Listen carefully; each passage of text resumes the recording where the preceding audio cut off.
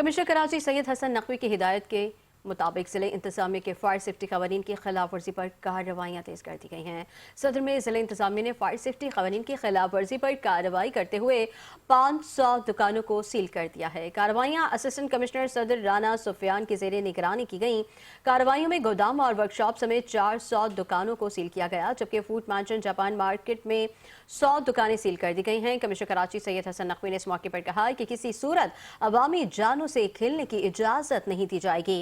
कार्रवाइयां रोज की बुनियाद पर तमाम अजला में की जाएंगी। तमाम डिप्टी कमिश्नर्स को हिदायत की गई है कि तमाम मार्केटों, मॉल्स, रेस्टोरेंट्स का दौरा करें और फायर सेफ्टी की खिलाफ वर्जी पर कार्रवाइयां करें। असिस्टेंट कमिश्नर सदर राना सुफियान का इस मौके पर कहना था कि सदर के तमाम मॉल्स और शॉपिंग सेंटर्स का दौरा किया जा रहा है। इस कार्रवाई से कबल 200 से ज्यादा दुकानों को सील किया गया था। इस कार्रवाई में 500 से ज्यादा दुकानों को सील किया गया है।